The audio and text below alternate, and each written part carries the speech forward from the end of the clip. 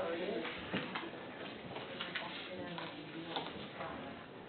Okay, so we'll call to order the work session for our April 1st meeting, which is coming up. So everyone should have in their packet a copy of the minutes.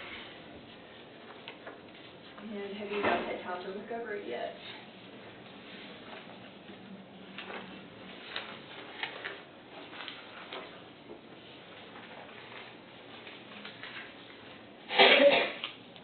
We won't vote on these tonight, but again, if you have any questions, just let us know, or if you see anything that needs to be revised. Okay. All right, so moving on, next we have our February financial statement. So you guys should have that in your packet, item number 2. So this month we want to be 67% and above on revenue, or 67% and below on expenditures. The totals are looking really good. So we've got 79.97% in revenue and 52.66% in expenditures. A couple of things to point out.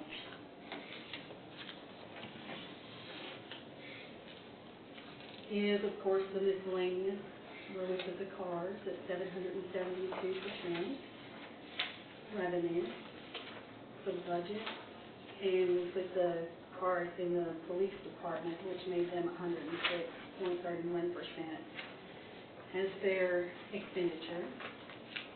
I added the drug fund. If you flip to the next page, that's the State Street Aid. It hasn't changed. It doesn't change much except for the interest. But the next page is our drug fund. So we've never had the drug fund on the software. So I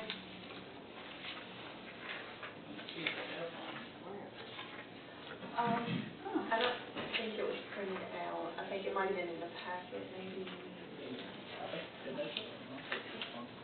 Oh, anybody else have it? The drug fund? Okay. Yep. Yes, I don't think it's in my particular packet. Well, we'll correct that by Tuesday. Yes. Go ahead. The drug fund was not set up in our software, so I was able to get it in there, but I had not put the budget in the software yet for the drug fund, so that's why it kind of looks a little different than everything else, like there's not a budget set up for it. The next page is the local government investment pool, the interest. So for February, it was $6,449.58. So that brings our total overall to $143,651.83. But for just this fiscal year, it was brought up to $61,622.36. Now, where I messed up last time when I said, and this number here is going to be the number on the back page. Well, it's not the bottom number. It's up there where it says ending balance. That number is going to match where our interest is set. So there. And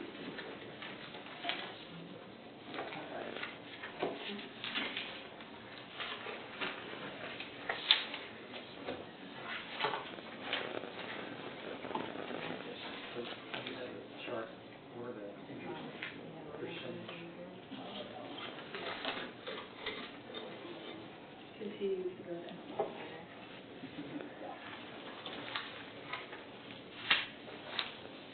Any questions about the financial statement? Thank you for the color coding. You're welcome. See, that was actually just as much for me as it was for you, though. Why is business taxes so low? Is there anything? Is that? So, again, the state actually raised, so you've got a standard license and a minimal license. The standard license, the state takes care of. They send us the money. Lump sum? Yeah. Well, no, I think it's every quarter, maybe. But they raised that. So it used to be lower. So a lot of people had more standard license than they did minimal license. we don't have a good system set up to do business licenses, keep up with them year to year, to send out notices to say, hey, just a reminder, you need to renew. So that's where hopefully this coming year we can get the business license on the software.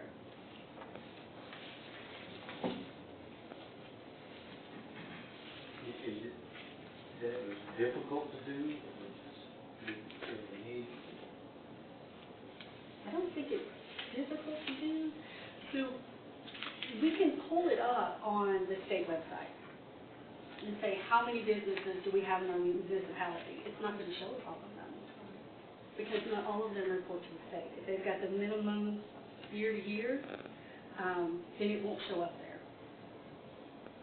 I know that the city of Dixon has a new thing. If your earnings, your gross sale is less than 100,000, you just pay a $15 fee. Every year, yeah. Mm-hmm. So that's what it would be. And I actually went to the city of Dixon to sit there and look at her software and see, you know, how it really worked and how it helped. And it does. It sends out notices, you pull reports. Well, let me ask you specific on what he just mentioned, because I just paid mine, and it specifically said city taxes, and it was matching that of the state. And obviously, I'm a newer business, so I paid city taxes through that venue, and it was more than $15. So does that mean the city is going to get that, hopefully? And you're minimum though, right? I'm not. You're not, so you're standard. So yes, the state will take that and send us. That's why we used to get a lot more from the state. But I paid it together with the state. And we will get it. Okay. We will get, they'll divvy that out. I'm going to be a little bitter, because I was like, well, at least this Yeah. is my city. Right, yes. They will do that, but we don't get as many, like I said before, we don't get as many standards coming through the state for the state to send us that. We have more of the minimum licenses, And we got. and we're the ones, yeah, we're the ones that take care of that, so, Okay. yeah. The city of Dixon uses a third-party website to administer that. You can go on. I'll take that back. You got to send them a paper check. Do you get notices from them? Hey, it's time to renew. I do. I got Yep. one. That's all week. there. Yeah. Okay, any other questions about the February financial statements? Okay, if not, we will move on.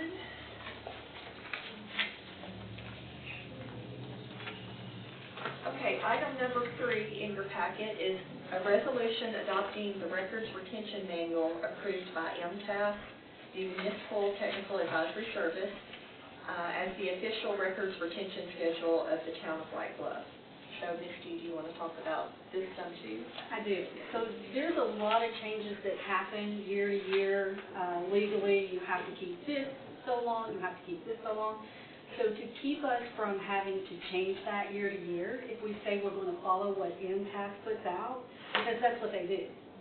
They're Municipal Technical Advisory. So they keep up with that. They update their manual. Therefore, we won't have all of this year-to-year stuff. Hey, we have to update this. Now it says 3 years instead of 2 or whatever. So it's kind of a fail-safe to go with them. Is that what most every town does or something? Yeah.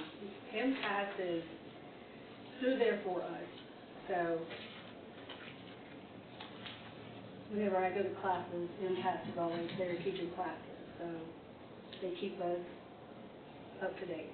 Is there any downside that you can see documents? Oh, no, absolutely not. No.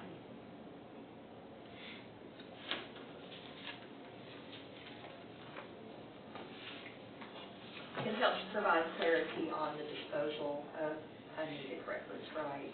Yes, it does. So that helps free up space, and then, of course, the document scanning is going to commence soon. Yes, Yes. it is. Yes, okay.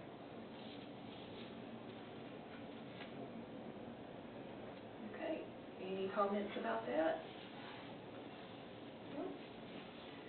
Is it gonna cost us anything to do that? No. That's what they're there for. I didn't know if we had to Purchase a manual or something? licensing fees, anything like that. It's, MTS is state funded, right? Yes. Yes. It passes for us to use.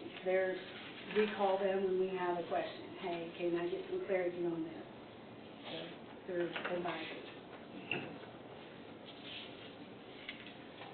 Okay, so we'll move on to the next item, discuss moving the drug fund account to an interest-bearing account. And again, Ms. Key? Okay, so, so you seen there was like $1,000-something in there. It may not be a lot of interest, but it's something. So something's better than nothing. So I always think that we need to have our money working for us. So I have to get the approval to change it. It's coded the way that she talked to me. It's a product code. So we're not actually pulling it out of that account and putting it in another. She's changing a product code in there that actually classifies it as an interest-bearing account. So therefore, even if it's 50 cents, it's 50%. So as the drug fund does grow, then our interest will too. It'll still remain liquid, so that way the chief can have access to it. Yes. And is this through First Federal Bank? It is actually through F&M, Okay. and I was talking to Tara about it. Okay. And we do have some additions that are going to be made to the drug fund account. There is Yes. going to be a transfer. So just something that we discovered, some of the receipts of fines, drug-related charges through court, a portion of that is supposed to be dedicated to the drug fund specifically, and that had not been happening perhaps the way that it should have been in the past. And so we're going to be transferring some money from the general fund into the drug fund, and it's still a small amount, but like she said, anything that is earning interest will be a positive. Cents add up to numbers. Yes, they do. I mean, are they earning interest now? The drug The fund? drug fund? No. No, it was not put in an account that was interest-bearing. So that's what I was looking for, is just approval to change it to where it can start collecting interest on it. Is it like just a checking account that earns interest? Yeah. Just regular. Okay, any questions about the drug fund account? Okay, the next item is to discuss a resolution declaring some of the administrative department equipment that's unused as surplus. I think you have that in your packet as item number 4. That's both the resolution, and then there is a list of equipment here. Yes.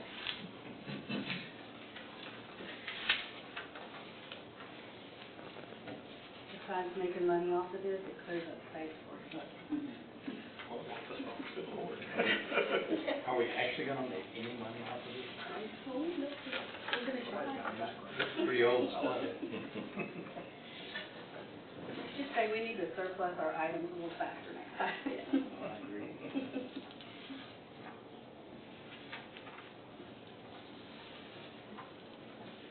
What kind of tablets?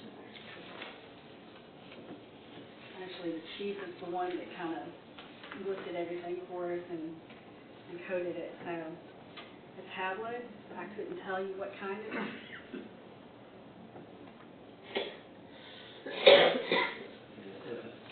Back when it wasn't Lenovo, it was IBM.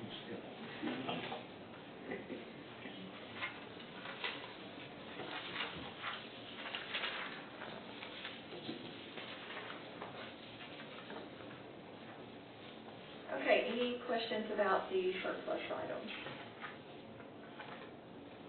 And this, of course, will go on the Gov Deals on our website like the other items. Okay, so the next item we're going to is the rezoning request from Docs LLC. You guys have that in your packet, item number 5. And this will be a second reading. So nothing has changed since our previous meeting. There will be a public hearing on Tuesday night, and it will precede the agenda item. So if anyone does have any questions or comments, they can address it then. You guys have anything to add? No? Okay. Okay, item number 6. This is discussing the second and final reading also for the native and drought-tolerant vegetation amendment to Article 3 of the zoning ordinance. Also, a public hearing will be held prior to the regular meeting. Again, nothing has changed on that one. So is there anything you guys wanted to discuss or add to it?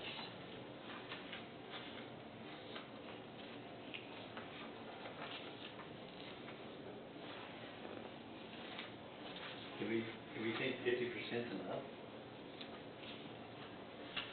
Let's see, shall comprise 50%.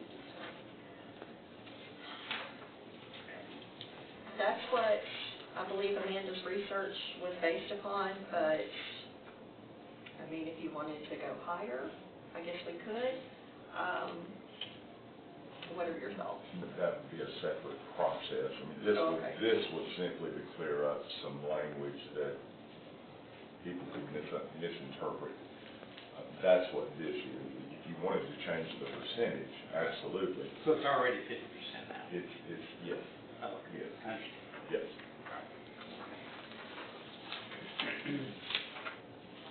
Okay, so anything else on that one? Okay, if not, we'll go to item number 7. This is discuss the first reading of an ordinance to amend the Town of White Bluff zoning ordinance by amending Article 2, definitions, amending Article 3, the general provisions, Section 3.100, the accessory use regulations, and adding Article 4, supplementary provisions applying to specific districts, Section 4.120, provisions for conditional use of accessory dwelling units. And I can tell you we had lengthy discussion about this at the Planning Commission meeting. We tried to go through and address any questions that there might have been at the Planning Commission meeting, but if you guys have any, now would be a good time to discuss those. So, my concern is basically the same as it was the last time we talked about this.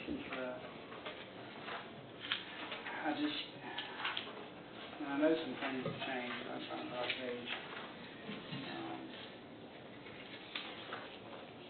So, I was reading, that would be section 3, and it was on level 4, where it says an accessory dwelling is a separate detached building on the same site, existing main dwelling. It must have all the main dwelling features and comply. And so you'd have to go before the Board of Zoning Appeals. Yes. So I guess my concern is that while on one hand I see, the last thing you want me to do is build, in my example, build me a rental property, build me a shed behind it that's fully equipped, rent that too. So we're trying to avoid that. Yes. So I can have, however, I still feel this steps on toes as far as a homeowner who's wanting a entertainment area in their backyard with their shed, and they want a kitchen in there, and they want to be able to cook, and they want to be able to have friends over around the pool or around the garden or whatever. My concern is when you go to Board of Zoning Appeals and you're wanting that, are you going to get it? Well, I think what you're addressing might fall under level 3 if the cooking area does not exceed 40% of the building, or 40% for the laundry, bathrooms, recreation. And so how would y'all define limited cooking area? So the way that Roy defined it at the planning commission meeting was, it would not have like a full range, like you couldn't have a gas cooktop inside it. And so there's my issue, because as a homeowner, I feel like we're overstepping our boundaries. If I want a full kitchen in my shed for my personal use, I don't think that we should be getting into that. I do understand why we're trying to do this, because I don't think you want 2 units on one piece of property that you're renting separately. However, I still feel, if I come to Board of Zoning and I'm like, okay, I want a full kitchen, am I going to get denied? And what guidelines do they have for me to argue that I have the right to do so? So if you flip over to the next page, the third page over, you do have the general provisions, and then you have the bulk regulations for accessory dwellings. So this, it's my understanding, is what they would be looking at to determine whether or not it was approved or denied. So for instance, there is a minimum area in terms of lot size. Right. And this can only be positioned on a lot that is zoned for R1 or R2. No R3s, of course, since the lot size really Correct. wouldn't lend itself for an accessory dwelling. So it has to be at least 14,500 square feet. But is that part of what we took out, Jeff, or is that? No, that part stayed in. That part stayed in. Okay.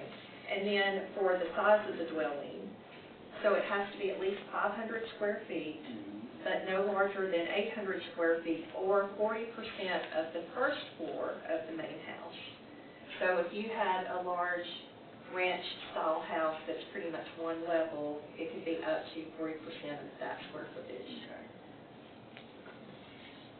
So I guess, any of you guys can, because I think I know what I'm trying to say, but it may sound confusing. So and I'm going to use me as the bad guy. So we build a house, and we keep it, and we rent it out. And then we build one of these accessory buildings in the backyard.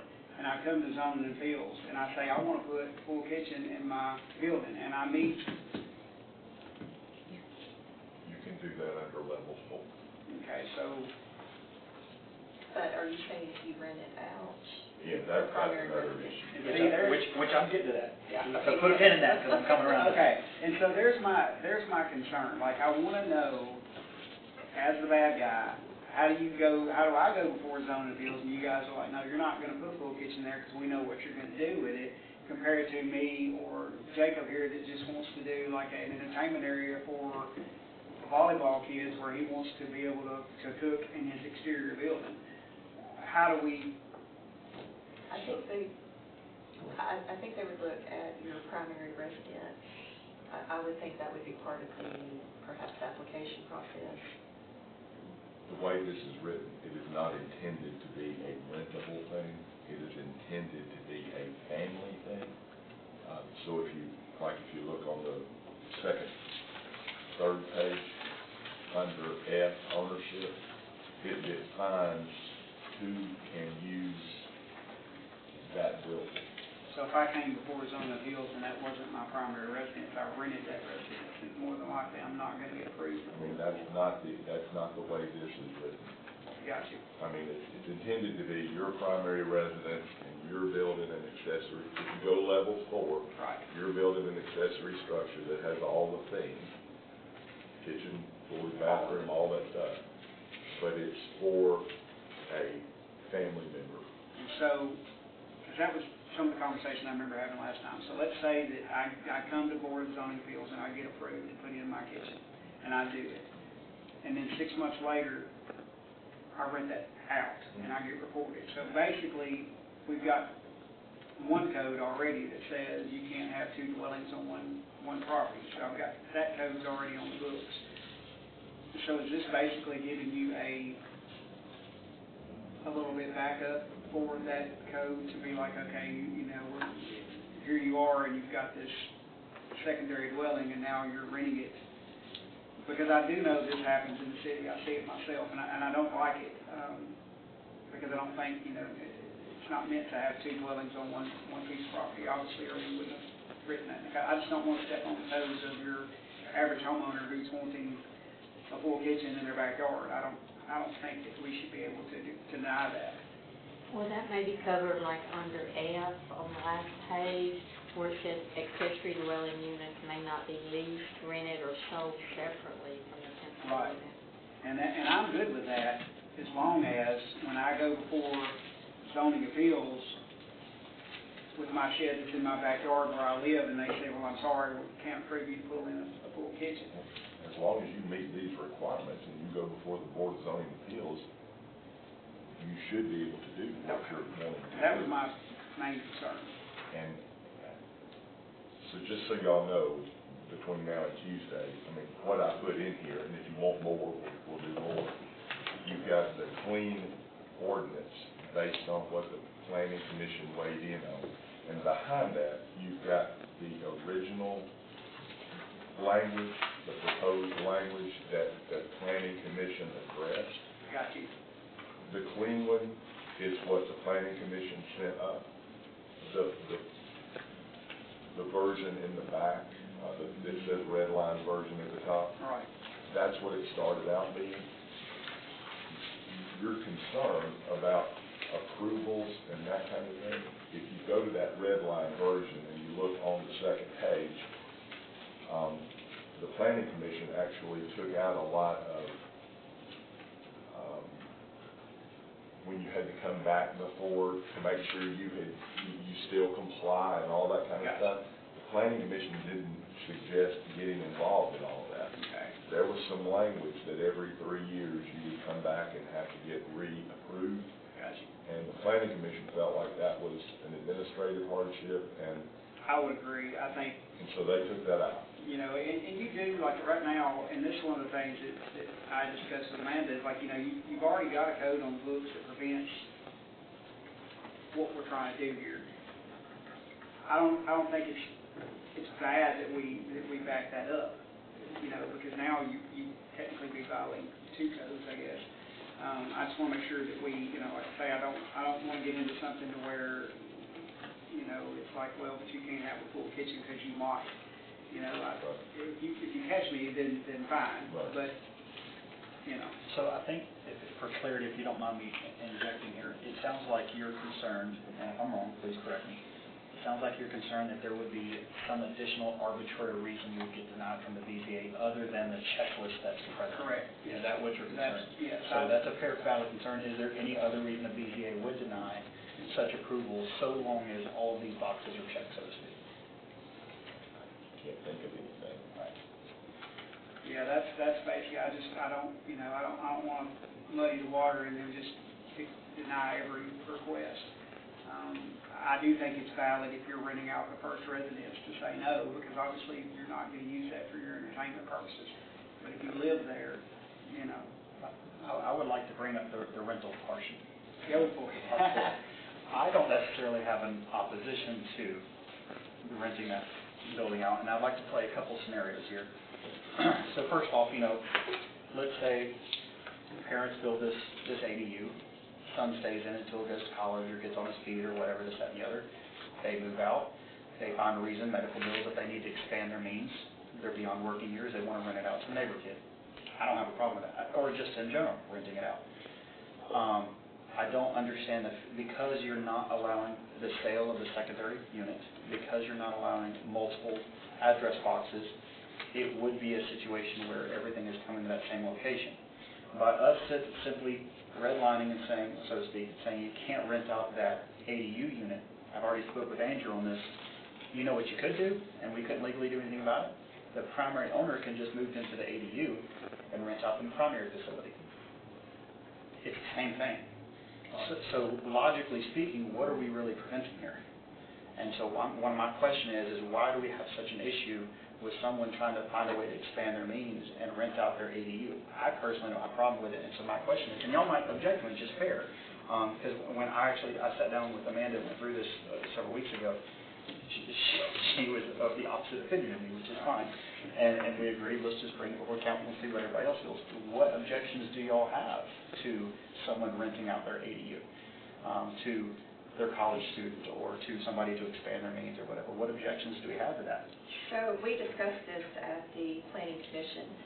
There's nothing that prevents a family member that is listed in, Okay, so non-family member. if it's a family member, they can contribute, of course, to the cost of living for the residents. If it is a non-family member, then it is purely a rental facility, and it incentivizes people to start building 2 houses on every lot. And so this is to discourage developers from trying to put 2 houses on every single lot. At some point, it starts to go against your zoning ordinance. If what you're trying to control is zoning, then this kind of, I mean, if R1 zoning is 1.5 units, But we are aware that there's an easy loophole. You build 2, you just move it to the ADU and rent out the renter. It's the same thing. But it doesn't really stop anything. You can still do that. It's because was it federal laws that, or is it state laws? more was talking about, I don't remember what he said. It was state or federal laws that a municipality cannot prevent a owner from renting out their own house. Correct. Yeah. And I personally know of a situation where what you're talking about happened. The parent moved into the smaller facility because they wanted to downsize, and their child, who had young children, stayed in the main house. That they did that for years and were fine with that. That's what I'm saying, because I think that, I understand, because But it was family. I'm just wondering if we're going too canvassy here, because I understand the fear is a developer is going to come in and say, I'm going to build this large development, everybody's getting an ADU that's rentable. I understand that because you're basically skirting the zoning somewhat, and you're building built-in rental revenue to each structure. But that's, and I understand that that's what we're trying to prevent, at least in my opinion, that's what it sounds like we're trying to prevent, and I'm fine with that, I agree with you. But I also don't want to inhibit someone who, like I said, an elderly couple who is, or anybody really, who's just trying to expand their means and find alternative solutions, especially in the world that we live in, to make a few extra bucks to pay for their needs.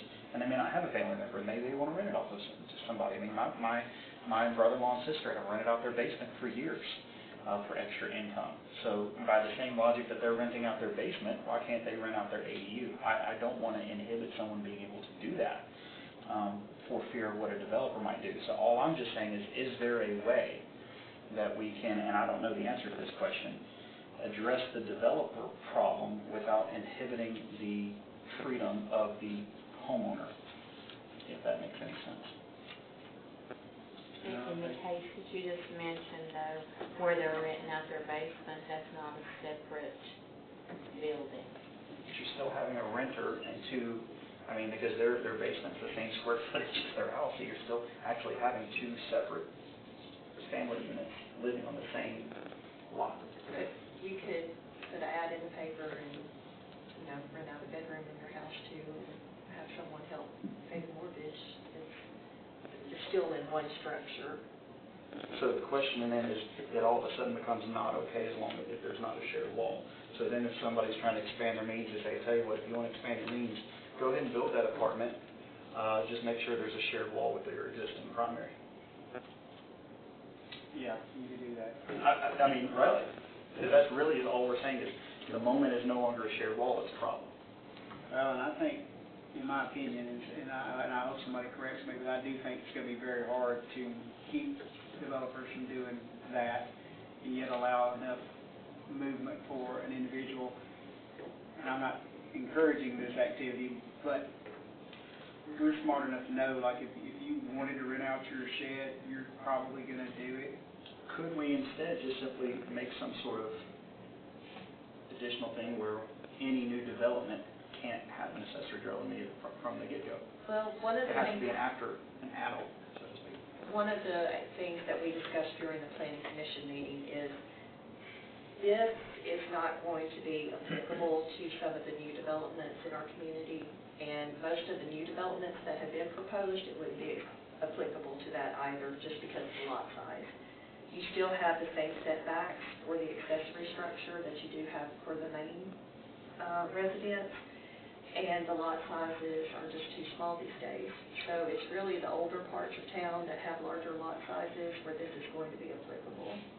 Right.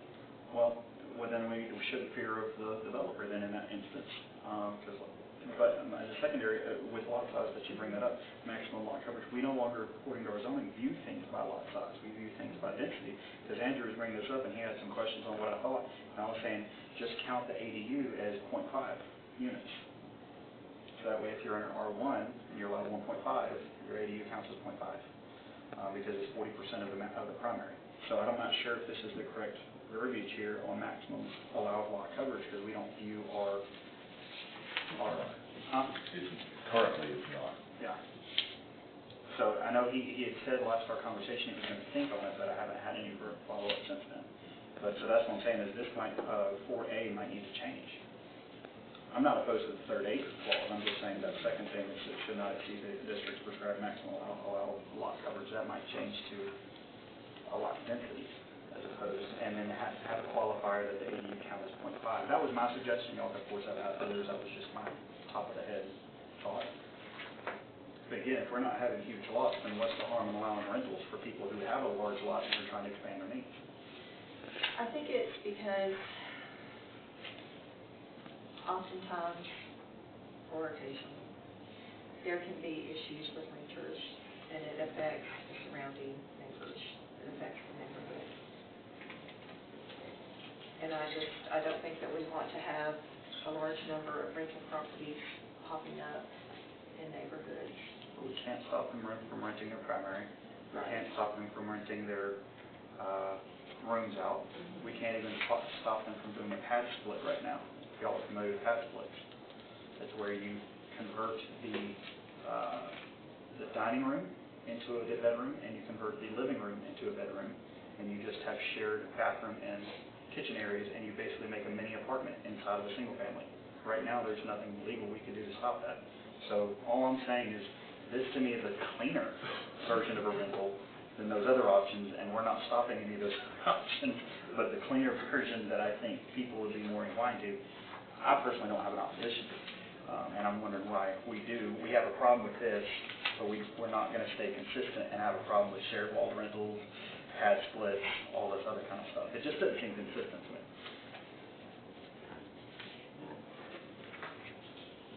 I would say if you're going to do anything, like I hear what you're saying, and I do, and I do think that, you know, my biggest concern would really not be you living in your home and renting your shed to whoever you want to. I don't really care. It's when I am renting the primary residence to one person and renting the secondary building to another. I think that's where it becomes a problem. I think as long as you're the homeowner in one of those buildings,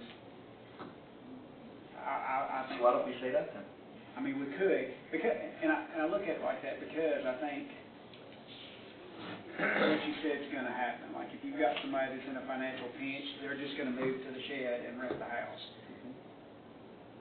I don't see the difference, but I don't think you need to have a landlord that's got two separate tenants on the same property that doesn't live there at all. I think that's where there's going to be problems. Because most of the ones that I know that exist now are family members. They're a son or a mother or something, and they've been there for years, the ones I know of. So I'm flexible, I'll put it that way. I'm just, you know, I do see this as a need because I wouldn't do it, but I guarantee there's people that would. It's like, oh, I can buy that house and it's got a shed and I'll throw a kitchen in there and I'll rent that thing to somebody else and they just have to get along. So, you know. The other thing, going back to... So to play devil's advocate, I would move into my ADU.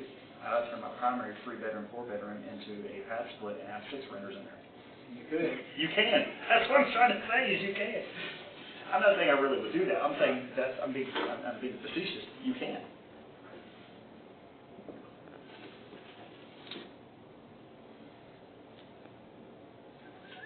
Sorry, I'm not trying to be a puppy here.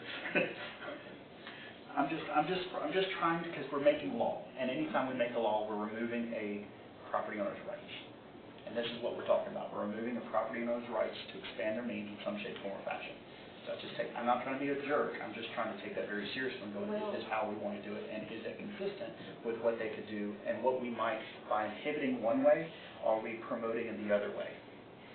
To play devil's advocate, Mm-hmm. just a month or two ago, you guys wanted to eliminate billboards throughout town. Mhm.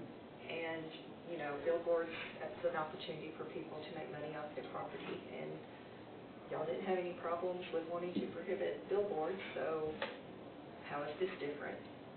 I agree. Every single law that we pass is removing someone's right somewhere. I think this is more likely than me wanting to put a billboard up in my, I mean, Yeah. we're talking about the occurrences. I think this is more likely to impact people than, it's a very fair point, and Well, the reason I suggest that, and forgive me for going in a more extreme direction, but there are certain cases in law that you have to be careful when you pass a law, you actually incentivize the other. And again, an example, the reason I give that is because, and it's an uncomfortable thing to think about, but let's say somebody does a heinous act against a young individual. I'll try to be as clean as possible here. If you make that, those repercussions harsher than murder, you're incentivizing them to murder that individual because then that way they can't get caught. Does that make sense? No, Does not it at make all. sense? Okay, because I'm really trying to understand this, explain this law thing If without you're being. talking about unintended consequences, Unintended I think all of us consequences, are very familiar with that. Right, so what I'm saying is, Consequences. if you pass this, you might end up incentivizing those other options that I'm saying that I think would be worse. That's really what I'm saying, is you would end up incentivizing the other levels of it. So, but again, to the will of the council, I'm just calling that out. All right, so if you guys have any other questions or comments, Andrew will be with us on Tuesday night, and he can answer those questions specifically about the lot size, because we did discuss that. And I know he and Roy had a separate conversation about that, so he may have a different or additional information for us on Tuesday night that we do not have right now. And honestly, I don't think that our attorney would steer us in a direction that would be bad for us. We should hope not.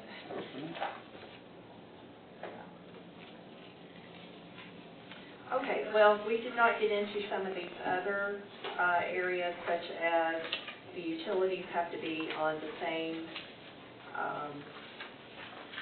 service as the primary structure, things like that. So look over that, see if you have any other questions prepared for Tuesday night. And again, I know Andrew will be here. I don't know if Roy will be present or not, but they can give us more information on their train of thought. Well, I did have an issue with the level 4, the sentence where it says it must have all the main dwelling features and apply as Article 4, Section 4.120. So, I think it's a little extreme. I mean, I could see paint has to be a similar color. It doesn't have to be exact color, it has to be paint. And so it looks similar, but the way it's worded here tells me it would look identical. so if you go over to Section 4, line item, I guess, K, aesthetics, that was revised to state that the accessory dwelling unit should be compatible with the look and the appearance of the primary structure. Originally, I think it was worded as matched, and we were concerned that if, you know, you had a house that was built 10 years ago and those materials are no longer available, match might be a little extreme. So it was revised to something compatible, compatible with the look and appearance of the primary structure. And I think what they're trying to get at is if you have a home that's Victorian in design, you don't want to have, you know, a modern style shed in the back. It could ruffle the feathers of neighbors, I guess, if you live in a neighborhood where perhaps it's all Victorian revival and now you've got modern structures. I still think that's extreme. Do you take that as it must have all the main dwelling features? Would that mean like laundry, bathroom? They were intending it to mean architectural features. Yeah, like if you our house is brick, and then the addition that we put on is siding, and we made our garage and our shed that we have, the siding to match as good as we could to our house siding, Gotcha. for consistency's sake.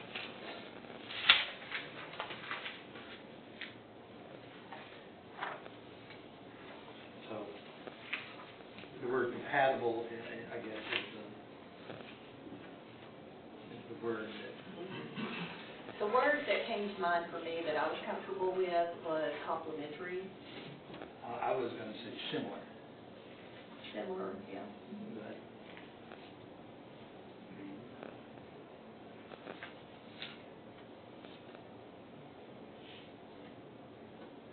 I'm just saying, maybe we need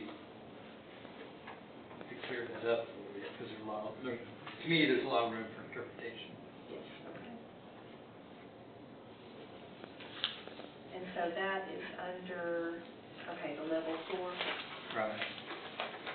I always thought that any building that you put, whether it's 1, 2, 3, or 4, is supposed to, complement or be similar in color. That's what I've always been told. It should be the same color.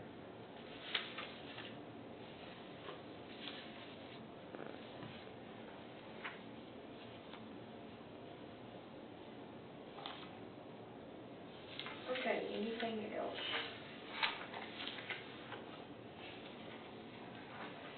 And back to Brian's discussion about kitchen, what exactly is a full kitchen? Again, Roy defined it as having a cooktop like a gas range or an electric range. Right. So, given the case or the situation where you might have an elderly parent living in this structure, they might not want to have a full kitchen, but that is how Roy defined it, is like if you've got open flames on a gas range or a cooktop that could burn the unit down, start a fire. But wouldn't the code be the same in your house? But that, I think, is what he was using to define whether it was a level 3 or a level 4. So if you left if I remember correctly, the last conversation we had, if you left the oven and the stovetop out, then you would be level 3. Right. If you add that, you're level 4. Level 4. I have a question on definition. A support, what defines detached? And the reason I ask that is, does that mean that if you share, say like a carport or built-in covered walkway, where you have a roof line that is attached from the primary to the secondary? Y'all know what I'm talking about, where you see a building, it's primary, basically carport covered, it's connected rooftop, and then a secondary smaller structure. Would that be considered detached or not? Is it the wall that defines it, or is it just something touching the other? What defines detached? Because in all technicality, you're actually attached, but yet it is two separate structures, but they're attached by roof lines. So where's the definition fall with that? I mean, I've always took it to mean that if it was attached, then it's essentially like adding a room to your house, as opposed to adding a separate structure. For it to be truly a separate detached structure, it should not be connected. So there's zero connection. So in other words, so if you had like a large primary, basically a carport with the roofs connected, and a secondary, you would consider that all one structure? That's how I've always known it to be, but I should I'm know not that the answer, building but I don't. inspector. That's what I'm asking. I'll be honest, I'm not sure. Is it like the traditional definition of a duplex?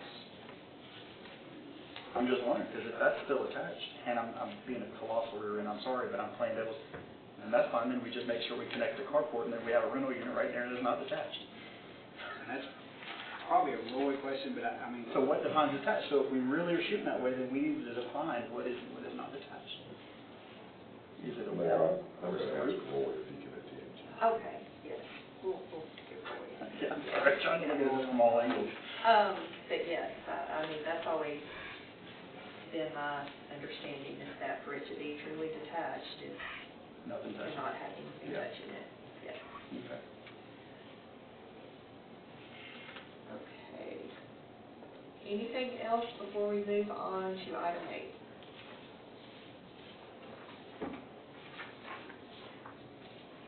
Don't be afraid to ask, because we had, what was it, Connie? We had 6 amendments Yes. to this at the planning commission meeting, so Yeah. don't be afraid to ask questions. Okay, so we'll move on to item 8, which is discussing a resolution declaring police department equipment as surplus. And Chief has put together an extensive list here of items. I think there's actually, 3 pages, 4 pages? Yeah, four pages of items, yes. Do you want to talk about what this encompasses, or? A lot of it is lost and found items. Some of it was seized, cell phones over the years. There is some military, small military equipment in there, not, handheld bags, things like that. There is actually more, I do have some more tools and things that will probably be in the next month or the month after. I just gotta be able to get stuff sold so I can get to it. A lot of it, actually, whenever we seize a vehicle, if they don't come back after the belongings, we'll clean it out, box it up and sell it. What's a jetpack? We what? Jetpack, it's actually internet connection. No. Not gonna find it. Bid on them and find out. That's fun. I was hoping to see our officers flying around. Okay. How long ago, Bill? And then underneath that, we do have 2 new officers joining the White Bluff Police Department, so they will be sworn in at the regular meeting. And will we do that toward the beginning of the meeting? Where would you like? Swearing them in early so they don't have to sit through all of this Yes, on Tuesday evening. Okay. Okay, number 9, we have the new agreement in place for Veterans Park. And this is the agreement between the Town of White Bluff, the White Bluff Little League, and the White Bluff Bombers. Andrew went through, basically rewrote it, has, the conditions in here, what the Bombers and the Little League are responsible for under number 3, the warranties. So that's their responsibilities. What the town is responsible for keeping up with is under item number 4, the town's warranties. Does go on to break down, of course, restrictions, termination of the agreement. And one thing we do need to check with them is, I believe that, what was it he said, we need the liability, we need to get with them to make sure that each party has their liability insurance or policy in place. Okay, well, I want to talk dumpster.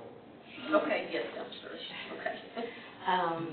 We used to have a dumpster out there, and we got rid of it Okay. because people were dumping in it, and it's where it can't be seen, so they were dumping in it. We had one of our local plumbers dumping his leftover toilets and things, putting those in there. We had play equipment in there. We had kittens several times that Johnny just happened to hear crying, and he got them out. And on that note, if they come to dump it and they hear an animal in there, they won't touch it. So it will sit there until, so we started locking it. And all they did was pile up all their stuff beside of it. We're talking mattresses and everything. There does not need to be a dumpster out there. The jailbirds, for lack of a better word, they come out there on Mondays and they clean up the property and pick up the trash and bag it up.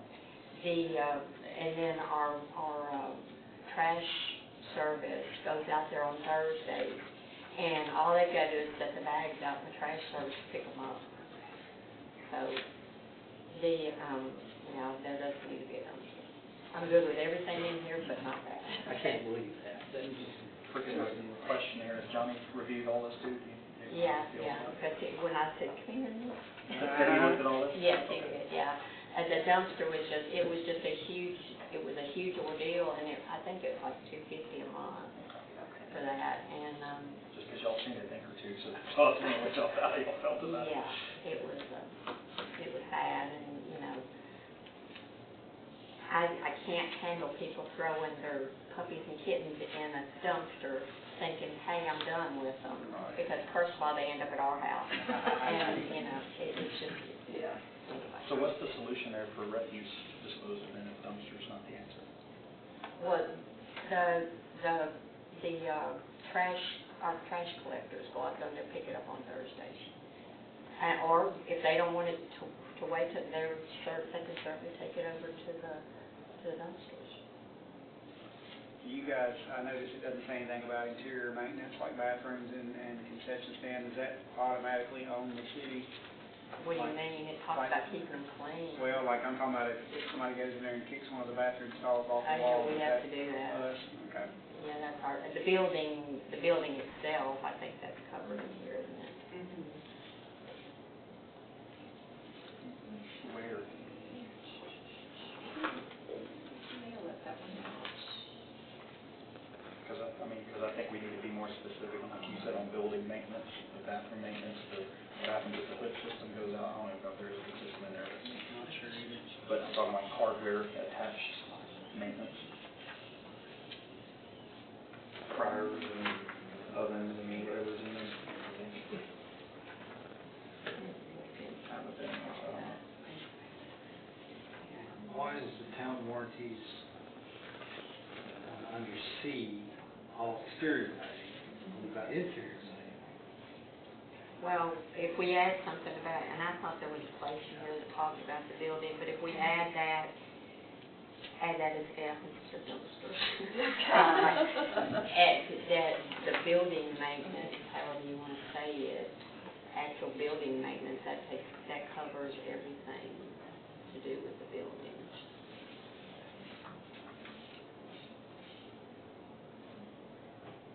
Because we replaced, if I can remember right, I think just a couple years ago, we replaced the units out there.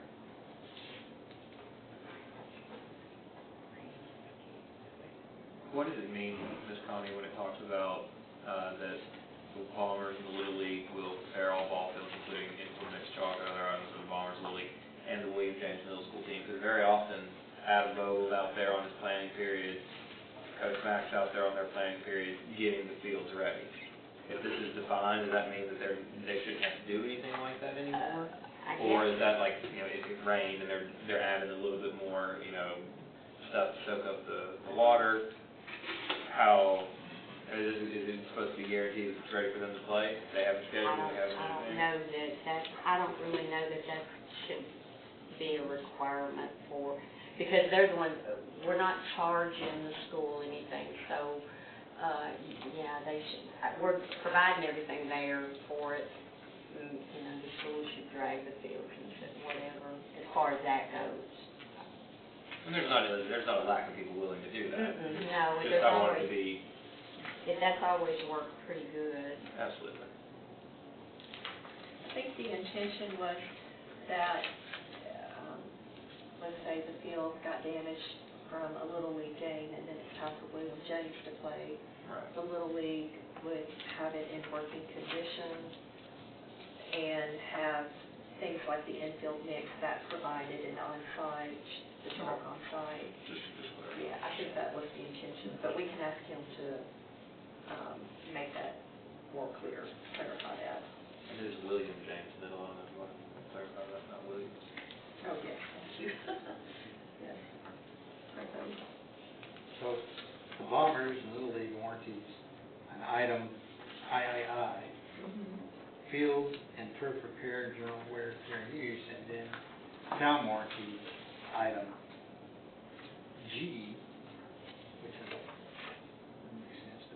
providing one load of field mix per year. Wouldn't that fall under field and turf repair from general wear? Well, no, the town, and I'm not an authority on this, the town provides one of the 2 loads that they said was needed throughout the year, the season. The town provides one and the Little League provides one. Right. Correct me if I'm wrong, doesn't that preliminary just gets it ready for the season? It is, it's like for when it rains real hard and it trenches out the fields or something, they just put some dirt on it and get it smoothed in. And like the mayor said, the town pays for a load, the Little League pays for a load. It's a shared thing. Well, I know it sounds like it's been a historic thing, but why? Why should we bear that burden? Not that it's got to cost us a lot. Just to take it off the Little League. Yeah, I mean, you know, as history has shown you, they have issues paying all the bills anyway. So, you know, we do that. Those fields, the town could go out there if we wanted to and have, when Little League's not going on or school ball's not going on, have set up tournaments of some sort. And yeah, then we could make money from it. And so that gives us that, you know, gives us the option. They don't have exclusive rights to do, the town could do things out there too.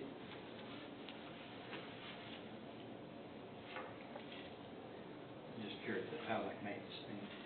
In layman's terms, the way I wrapped my head around it was, here, we're going to give you the fields ready to go at the beginning of the season with what you need, but then whatever happens for maintenance, then you've got to take care of it. That's what it sounded like to me, is we'll provide the first load to get it kosher, and now it's on you.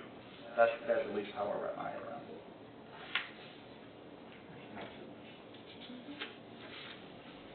Would you agree with that sentiment?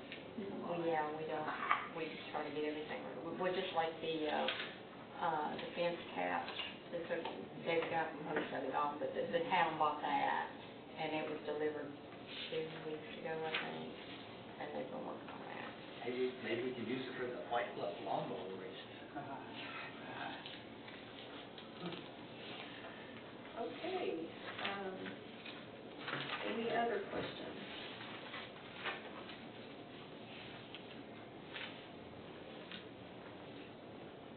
So if you see anything else that you want to have revised, please have that in mind for Tuesday night, because Andrew's going to make any revisions that are needed, and then we will get this to both the Little League representatives and the White Bluff Bombers representatives for them to sign off on the contract. Does he need to know, but we have to vote on it to take them out, or does he need to know it before then? The revision, Yeah. well, we'll vote on it. I mean, we'll vote on it and then Just he'll making get. contingencies. Yes. Okay. Okay, so Parks Board discussion.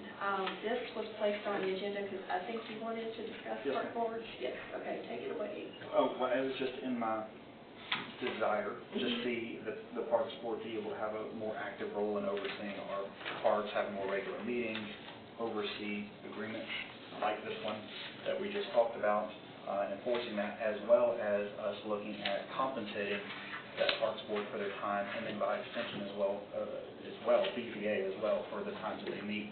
And, you know, how much, I don't know. Honestly, I didn't have a certain number in mind. I just simply wanted, out of respect for the volunteers that were being a part of Parks Board, for them to receive something for their time. It also changes the mindset of going, hey, I'm receiving compensation for being on this board, so now I'm obligated to show up, because I know in the times past, sometimes there's been difficulty in having everybody show up at meetings. And obviously, look at us. We don't make a whole lot either, but we show up. So just changing the mindset of going, I'm receiving something, so I'm now incentivized, so to speak, to show up. I'm getting compensated for my time, so that way the Parks Board would have more success in being able to meet and to achieve their objectives, and as well as, and so I think the Parks Board would probably be, in my opinion, would be best as an actual salary similar to ourselves, whereas the BZA, since they need very few, would probably be as needed, you get X whenever you're called upon. So that's just something I wanted to discuss and see if that would be in the will of the the council to see if that's something we want to look at. So that way, as these issues like this and the oversight of the Bombers and the Little League and all that, that can be like, hey, go to Parks Board, they're over Parks, as well as whenever the nature park opens up, I see Parks Board having a bigger role, and so I just wanted to be on the front end of that of facilitating it. I was under the impression that the BDA does get a per meeting stipend. Not that they were gonna meet a whole lot, but. I have to check on it. I thought think that they did too, Okay. but it's just that they meet so infrequently that, it's been literally a year and a half or more that we would have to go back and Yeah, check. it's just a per meeting thing. And then for the Parks Board, we can look at that for the new fiscal year and see if there's something we can build into the budget for that, some kind of compensation. I reached out to Impact to inquire about a Parks Board, being compensated. It was passed on from Tanya, which is our local, to like our budgetary person, to Mr. Jekyll, which is a little above her, that kind of, the policies and stuff. Well, I wouldn't say above, I'm saying, different responsibilities. So she was just calling in on him to see. We haven't gotten a response yet, so I'm waiting on that. We think it's just, setting the pay, doing an ordinance. However, do you have anything to say about that situation? I do. I think it would be, if you were going to do that, I think there would need to be expectations. I will say, me personally, I will volunteer my time to do what I've done for the past 3 or 4 years, but if you pay me, and then I feel like there's going to be more expectations if I'm paid. So just like you were saying earlier, there's if you incentivize this way, what's going to happen this way? So I think that might happen. Just throwing that out there. So my thought was honestly, I was mirroring it very much like town council, of going, hey, you're going to receive something, show up once a month or once a quarter or whatever. Honestly, because again, to me, that's whatever's more needed, because I know obviously, especially at Parks Board, there's some seasons y'all are busy, and then others are just kind of, there's not much going on. So I'm not necessarily tied to a certain structure. Maybe it's hey, we have one meeting every quarter. You got to be there because you're going to get money, and that's it. Again, I would rely on you, because honestly, and Johnny and everybody, because y'all are the ones that do it. I don't do it. But I was trying to facilitate help. Yeah. That way, whenever y'all have help and you need to call on the board, you have it. It's there. There is an expectation that at least these people will be here. Yeah. And that's all I'm just trying to facilitate. Yeah. But if you're just basing it on meetings, they don't just meet. They work, they work events. Yeah. And our meetings are very few. yeah, that's because we've done it, I guess, for a few years, and so we'll meet just before like an event or something, maybe a meeting or two at the most, and we know what we're doing. So, but I appreciate that. I was just also looking at because obviously this issue with the Bombers and stuff like that, that's kind of in line with parks, and then with our upcoming nature park, I was like, y'all are probably going to be more involved there. Right. Field So training. that's the part of the expectations that I think will come with it if we are paid. So maybe there's a paid position, like a part-time position, a more permanent, not volunteer. I guess it wouldn't be volunteer if it was paid, but do you get what I'm saying? So like if there was The some Parks acting. Director. Yeah. So I think in the next 1 to 2 fiscal years, we will have a full-time Parks Director, because there's going to be more to maintain, more to keep up with, and to plan for, to work with the Parks Board, and so I think that's coming in the future. My hope was that if we have a full-time parks director, that if he need, call the board because there's an issue that y'all got to deal with, that he would at least have the confidence that everybody would be there. And that's all. And again, because obviously there's, there is a lot of volunteer. We work more than what we're compensated for. Everybody does in White Bluff, you especially too. So I'm just simply trying to have that level of whoever's in charge, whether it be you or the park director, whoever it is, that there's people are gonna show it for you. Honestly, money doesn't make me show up for meetings. I understand, but to me, there's just an obligation of How you feel going. about what you're doing. I agree, I'm just saying that there's, at that point, there's a certain level of obligation, and so, again, and to me, it's also a level of respect, at least you're getting something for your time to say thank you. But it's not, if you have money like this. Two questions, actually. When we get our multi-use sidewalk app put in, will that fall under the jurisdiction of the Parks Department? I would think it would be somewhat streets and sidewalks, but I guess if we're using it as a form of, if we're calling it a greenway, I mean, I anticipated the White Bluff portion being more concrete, Correct. whereas the county portion would be more greenway. Right. So I'm just viewing it in terms of streets and sidewalks, but, you know, we haven't gotten it yet, so it's still evolving, and Making progress. we're making progress. Yes, we are, we're getting there. And my second question, is regarding, I thought it was a statement that you made about our internet, Facebook stuff, being regulated by another outside source, like the Chamber of Commerce type. And you Yes. said something about Parks Board, and I think, Yes. I could be wrong. So I've got a couple of things on here to get to, and that's after the next one, the litter campaign. So, yeah, we'll come back to that. Or we can jump ahead. No, that's fine. Okay. So litter prevention campaign, you had inquired about that at the last meeting. And so I did some research on the state campaign, which is Nobody Trashes Tennessee, with their adorable raccoons in the logo. They do not provide signage for municipalities. What they have done is they have a marketing person who's created all the marketing materials. So if a town or a county government wants to have signage put up with the Nobody Trashes Tennessee logos, all of that's been provided for you, but you have to pay for the signage, and you have to pay to have it installed. So there is signage out there that's available for educational purposes. They also have literature, and they also like to do cleanup days. So if you want to schedule a community-wide cleanup day, that's something that you can do, and that's something we might do as elected officials, is have our own cleanup day.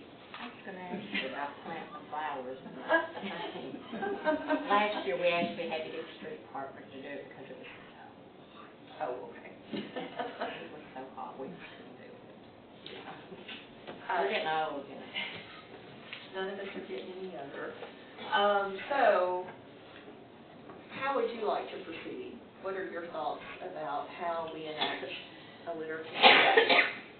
Well, I think we should take advantage of what the state has to offer. And, I mean, are they going to have any type of advertisement available? Like TV and radio, stuff like that, for local municipalities? I think that's something that we would have to coordinate Right. ourselves. But I think the majority of what they've done is they've created marketing materials, literature, and they also have merchandise if you want to buy things to give out to the community at community events. Like, here's your little Nobody Trashes Tennessee cap at festivals, whatever, things like that. With the little pictures of trash pandas on it? Yes. Yeah, trash cans. But, and as far as the cleanup, do it already. Yeah. I don't mind. Somebody cleaned up Park, I don't know who did it. The little woman across the street from us. And I've been thinking about what Scott's been saying. I don't, and everybody knows, we put the signs up, they're not necessarily going to stop littering, but that's no reason for us not to attempt it. And like Carl had said, the other night I was talking to him, he's like, sometimes you do your part, you pass the law, and then if they don't do their part, you've still done your part, you've tried. And so, I agree with Scott there, when, we do what we can, increase the fines to enough to where if you did see somebody throw something out the window and you got a license plate number, you could actually have a fine that matters. It's probably gonna stop it, but at least we're doing what we can. I think if we're going to do it, I agree with you. Adults that are grown aren't gonna change anything, but what we can do, in my opinion, is you gotta change the young, you gotta change the culture. So if we were gonna put up signs, put them on School Street, put them on where our parks existing are, put it where the kids and the teenagers are gonna see it, so it starts getting in their mind in hopes that as they're brought up, that will become their culture. Putting it on a random street, I don't think it's gonna do a lick of good. But like I said, if you can start drilling it into kids' heads earlier on, make it fun, you might have success in the future and a little bit of ROI. But We could do like our speed limit signs on White Bluff Road, you know, something about radars. We're watching you. take that radar Cameras, control portion down and put it where. enforcement cameras. I'm with you on that. See, you know, we had middle schoolers come up here before wanting to start a litter campaign. So it's not that the kids are not willing, not all of them, but, they are willing to do some things. I mean, you know, and I think that probably a good place to start with that is the junior citizens still in, yeah, they'd be great to work with, I think. Is there a scouting organization around here? Do what? Is there a scouting organization? I think there is, you know, my son's 47, it's been a long time since he was in Scouts, but it was really big back when he was in it. And I think that there's still, I know there's Girl Scouts, I do know that, I don't know about the Boy Scouts. We do have, well, it's not the traditional, but we do have Trail Life and American Heritage Girls that are present here in White Bluff. They are hosted at the Church of Christ. And I thought they changed the name to from Boy Scouts to Scouts. Yeah. They did. So I don't know, so we have They any, may have done that, but it's still the Boy Scouts. I don't know if we have any of those scouts, but we do have Trail Life, which is basically the Christian version. And I know that they would be more than likely happy to do it, as well as the American Heritage Girls, to do some community involvement should we ask. I think they'd be honored, so. I have a question. If we're, you know, because Scott has brought this up, I think, twice now, so I thought about it, and I'm hesitant to spend money on something that I don't think is going to be effective. And I did. You call me a naysayer. Like I've grown up with, I'm from Mount Juliet, and we have signs out there, and you know, there's literally a don't litter sign at the intersection of 250, and I don't know if it's privately owned or whatever, but do not litter, and there's trash right in front of it. So like, and I thought about taking a picture of it today, but I did not go pick up my daughter from the babysitter, so I did not. I'm curious, Chief, when was the last time we wrote a littering ticket in White Bluff? Couldn't think of it. Couldn't think of it. And there, you know, it has to happen in our present. Right, exactly. And so, like, even me calling saying, I saw Brian throw his cup out the window, that's not going to cut it either, is it? You're not going to track him down and write him a citation. Well, you could come sign up, affidavit. Okay. If you witnessed it and wanted to press charges against him. Sure. But for us, it has to happen in our presence. I mean, Right, I mean, the last time. and so on Monday or Tuesday, I live on White Bluff Road, and first house if you're going towards Burns, first house on the left, past Dillard Hills, the rock wall and everything. And my property line extends, there's a ravine right there, my property line extends towards Dillard Hills in that direction. And I hauled out, every year I go through there and I just pick up as much trash as I can. Once a year after I blow the leaves and stuff like that, and I carried out a garbage bag full of stuff. And so over the years I've been there, I bet I've hauled out 10 to 12, 15 garbage bags full of stuff. I'm wondering if a lot of our litter is not coming out of the back of trucks, personal vehicles, personal trucks, but also uncovered trucks that haul a significant amount of refuse or something like that, and is the requirement that maybe in the future our trash pickup have covered vehicles, self-contained vehicles, because I have no proof of that, but I just, the amount of litter that comes out of there is not, and the things that are in my yard are not things that people throw out, and like, they're just not. Like I had a staple gun the other day, like So, yeah, like, it's not things people are throwing, it's things that are falling off the back. And so, I'm not saying Cumberland Disposal does this or that, but I think it would be very helpful on our main thoroughfares where we're going 40, 50 miles an hour, to keep things from blowing out the back.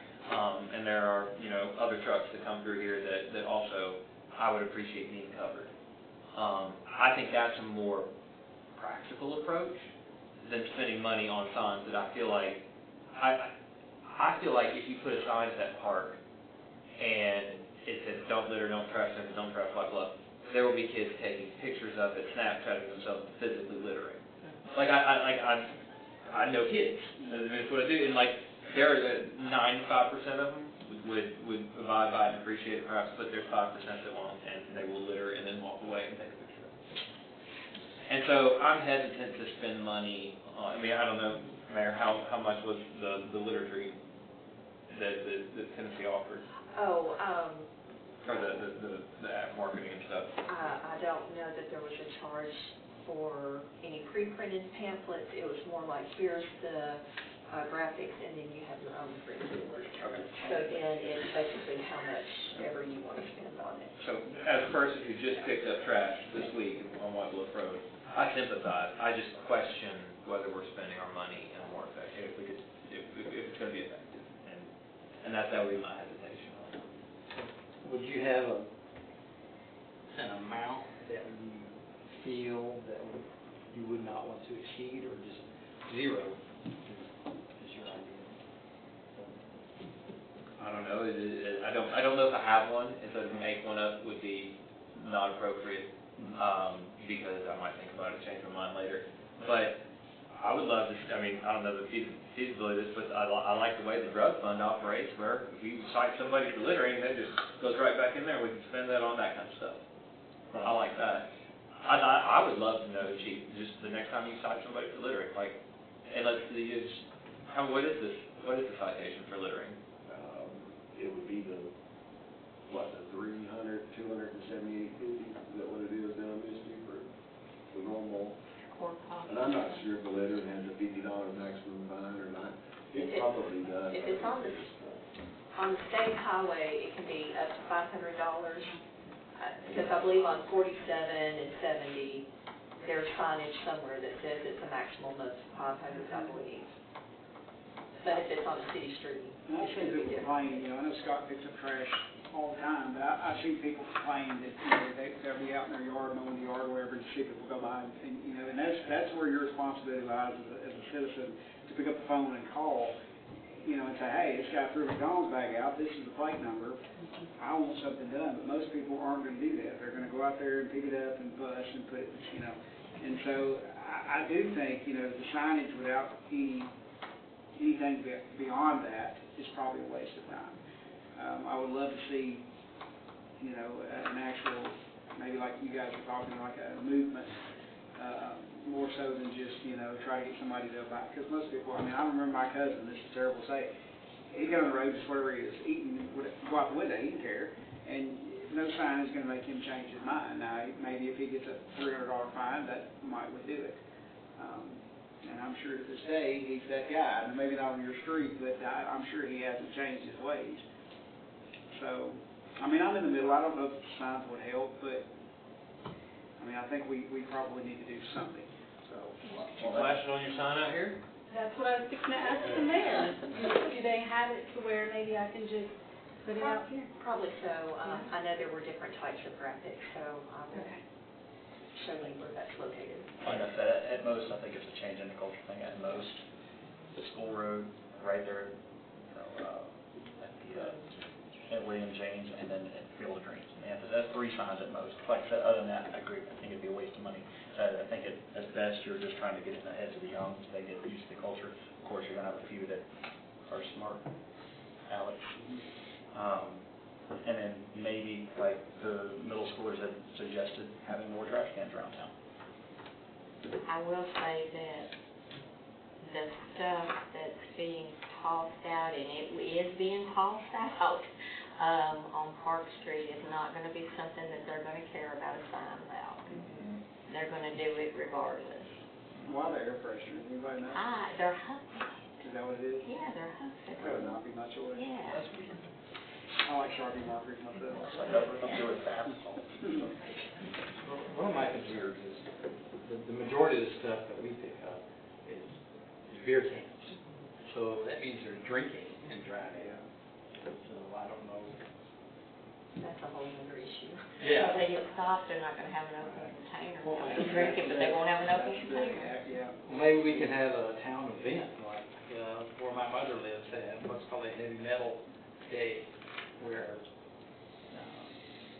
everybody gets all the garbage that they can find. And maybe we could enlist, Cumberland to, give us an extra day to pick all this stuff up.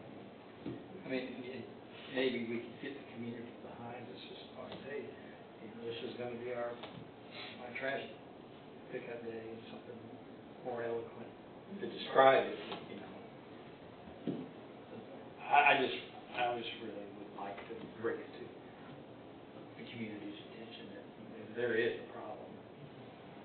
Sissy Allen, she just cleaned up hers, and that it had a bunch of air freshener, Febreze, It smells good. That just blows my mind. I'm just, and then Wakeman, somebody dropped a huge garbage bag of crap on Wakeman last year, and it's still there. Styrofoam tubs and all. Did you have a day picked out that you wanted to do, maybe? Not a specific date. I was going to suggest that to the council, and then if you guys want to think about it, maybe Tuesday, if you have a date in mind, we could maybe schedule something. Because we had a park board member suggest possibly, Earth Day. Oh, yes, that would be a good day. Yes, Earth Day. Okay, so you guys think about that. Tuesday, we'll make a decision. And I apologize, I skipped ahead on number 10, discuss the judge appointment. So all of you received an email, and this is just summarizing this again. So basically, the Tennessee Supreme Court issued an opinion that clarified the residency requirements for elected municipal judges, which applies to us. So basically, they determined that the judge, it's not sufficient for them to live within the county. They have to actually live within the municipal limits of the municipalities where they serve. So because of this, Judge Smithson, she does not live within the municipal limits, and thus she is disqualified for serving as our elected judge.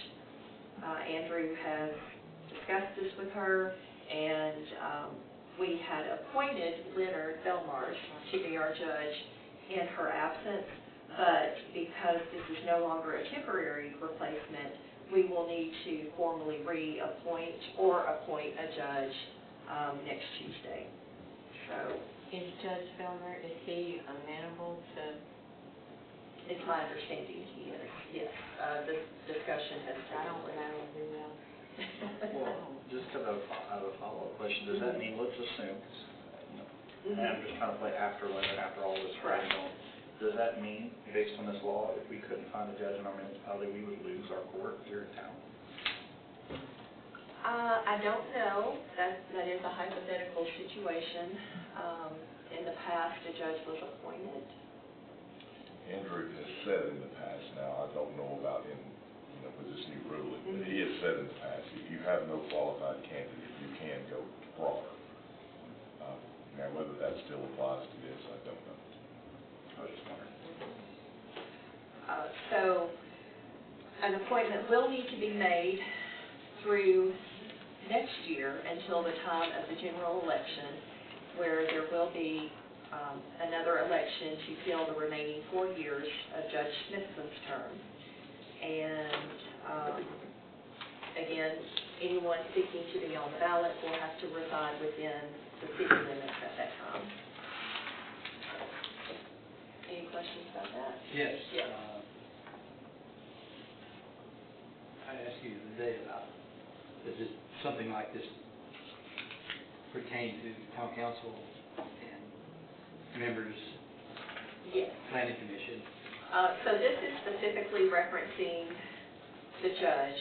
It does not apply to the court clerk or any other positions. This is specifically for a municipal judge. And I did verify, it is in our town charter that a council member or candidate for council has to reside within the city limits, not just 37187 zip code. If someone is elected and they're serving and they move out of the city limits during their term, they are considered to have abandoned the position. So you do have to reside currently within the city limits. If you have any other changes to that, it would have to be a revision to our town charter. That would have to go to the state legislature for them to vote on. I assume every town's like that. I don't know if every town is like that. We are under the Private Charters Act, and so any private charter town probably has that same setup. I mean, I know, no shade intended, but we had limited pickings last election for council members. And I think if we could open it up to people who own property in the city, that would open other people to run. For me personally, I think the only way I could support that is if they not only own property within the city limits, but they have to live within the 37187 zip code, because otherwise then you just have people buying property just to be involved in the way the town's run. Oh, yeah. You know. Like love. Yeah, well, you know. But I agree. I Yeah. would go that far. Yeah. Because there's a lot of people that what we do here are affected outside Mhm. the city limits. We talked about that at least on the voting, allowing people to vote within the city so long as they own property or live within the county. We never made any progress on it, but that was a conversation we had.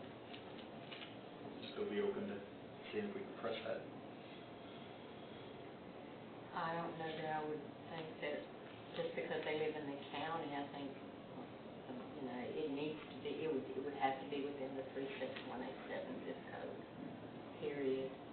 I mean, I know because there's a lot of property outside of town limits that's still 37187. I think too, you know, I've always said if you don't pay city taxes, you shouldn't get a city vote, because that's basically the money we're spending. There's that, yeah. Well, that's why the exactly. qualifier was they actually own property inside the municipality, so that way they did pay taxes in some shape, form, or fashion. And then also resided in, whether it be the zip code or the county, whichever. You had to have both of those qualifiers. So that's something we may pursue, or? We would have to ask Andrew the next steps, because it's too late this year to have any new bills introduced at the state legislature. For it to go before the legislature to amend the charter in time for the election next year, we would have to start preparing things this summer and having it together, so January of 2026, if they enacted on it, it would have to be in place before November election. And if we're gonna change the town charter, we could also add term limits. Well, that discussion has occurred in the past. It's probably been about 8 years as far as what I remember, but yeah, Well, I've discussed it yes. with Andy Root, and he also recommended that we go to a different type of government, The home rule. home rule, which would give us more leeway as far as changing or charging impact fees. Yeah, but that what, last we talked about home rule, we believe it would make us lose a lot of state funding because of that. And what we would gain in impact fees, we would lose in grants and other items. And so you'd gain, but you'd lose a lot too. So it's just something that has to be weighed. I know that just as long as I've been on here, anything that goes to the state legislature, it's rare that they approve to change the charter, very rare. So that's, we were gonna do it, I would say packages. I mean, The last request that we had, I know it was during COVID, and so the first year that it went to them, nothing happened. They didn't take it up. And so it was essentially 2 years before those revisions were made, because we're at their mercy. So there's gotta be a state representative we can schmooze or something. Probably more than one. Invite them to come pick up garbage with us. Yes, exactly. Yeah, see how that works out. the beer board meeting, have they been given adequate notice? They have, yes.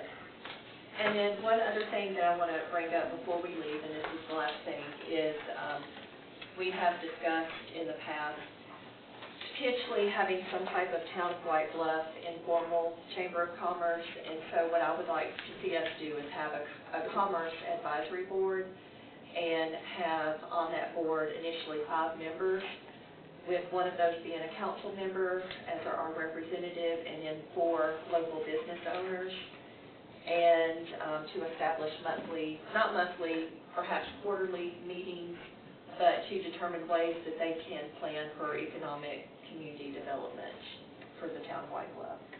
So I would like for you to think about that until Tuesday, and then decide if that's something you want to pursue or not. Would they also administer, Facebook and webpage? They would have their own, yeah. I know, that's one thing Yes. that came up. Yes, because we were going to stop promoting specific businesses or local businesses on the town's website, so this would give them an avenue to do that. Yes. And what did you say you wanted to call it? Just like a commerce advisory board. I don't know that we want to have a full-blown chamber of commerce. That seems perhaps a little much for us. You want to add this to the agenda? Yes. Yes, thank you. Okay, anything else? Okay, thank you very much.